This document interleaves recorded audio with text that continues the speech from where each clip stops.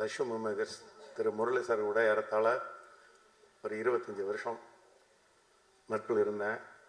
அவருடைய சன்ஸ் 2 பேரும் படம் பண்ணலான்னு சொல்லும்போது எனக்கு ப்ரொடக்ஷன் மேலே பெருசாக இன்ட்ரெஸ்ட் இல்லை தம்பி, எனக்கு கதை கேட்கவே முதல் தெரியாது, அதனால் நீங்களே கதை கேளுங்க, நீங்கள் ஃபிக்ஸ் பண்ணுங்கள், உங்களை பொறுத்த என்ன சப்போர்ட் வேணுமோ நான் பண்ணித்தரேன் அப்படின்னு சொன்னேன். இல்லை சார் நாங்கள் கேட்டு ரெடி பண்ணிடுறோம், ஒரு நல்ல படமாக கொடுக்கணும்னு நினைக்கிறோம் அப்படின்னாங்க.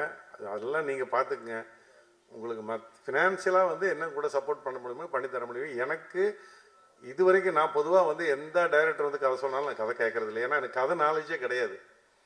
அதனால நான் அந்த வேலைக்கு போய்க்கிறது கிடையாது. நமக்கு வியாபாரம் மட்டும்தான் தெரியுமோ ஒழிய அந்த சினிமா துறையுடைய தயாரிப்பு துறையில் எந்த விதமான அனுபவம் கிடையாது, அதனுடைய நாலேஜும் கிடையாது. அதனால இருந்துட்டு பொதுவாக அவங்களே தான் எல்லாத்தையும் ஃபிக்ஸ் பண்ண சொன்னேன், பண்ணாங்க, நல்லபடியாக படத்தை ஆரம்பித்தாங்க, நல்லபடியாக முடித்தாங்க.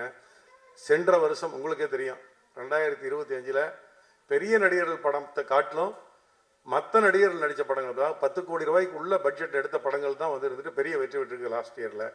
இந்த வருஷம் அதே மாதிரி ஒரு சூழ்நிலை தான் தெரியுது.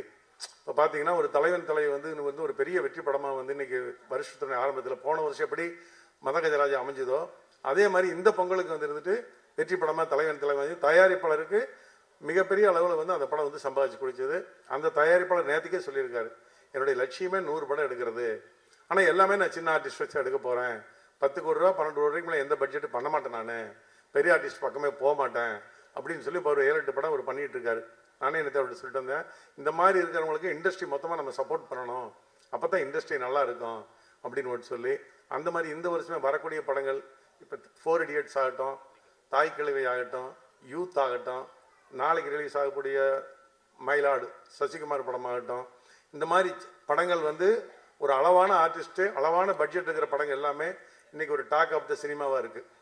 இந்த படங்கள்லாம் பெருசாக ஓடணுங்கிறத என்னுடைய ஆசை.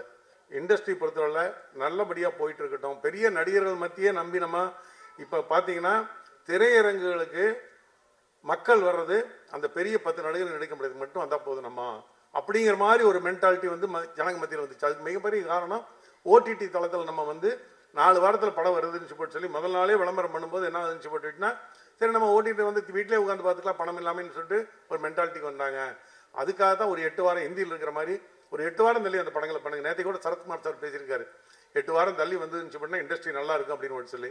அது இந்த வருஷம் 2026 நடிகர்கள், தயாரிப்பாளர்கள், திரையரங்கு உரிமையாளர்கள், விநியோகத்தில் எல்லாரும் சேர்ந்து அந்த மாதிரி ஒரு முடிவெடுத்து நல்ல கண்டென்ட் இருந்தால் நாங்கள் படத்துக்கு வருவோம் அப்படிங்கிற ஆடியன்ஸ் மென்டாலிட்டி வந்துட்டாங்க. அவங்கள திருப்திப்படுத்துகிற மாதிரி படங்கள் நம்ம இந்த வருஷம் கொண்டு வரணும். இந்த மாதிரி படங்கள் சின்ன படங்கள் சின்ன படங்கள்னால் அந்த 10 கோடி ரூபா 5 கோடி ரூபாய்க்கு உள்ளே எடுக்கிற படங்கள் மிகப்பெரிய வெற்றி படமாக அமைகிறதுக்கு இண்டஸ்ட்ரி சார்ந்த நம்ம எல்லாரும் சேர்ந்து சப்போர்ட் பண்ணி சின்ன படங்களை வெற்றி வர வைக்கணும்னு சொல்லி உங்கள் அனைவரும் கேட்டுக்கொண்டு இப்படத்திற்கு ஒத்துழைப்பு கொடுத்த அனைவருக்கும் எனது மனமார்ந்த நன்றியை தெரிவித்துக் கொள்கிறேன். நன்றி, வணக்கம்.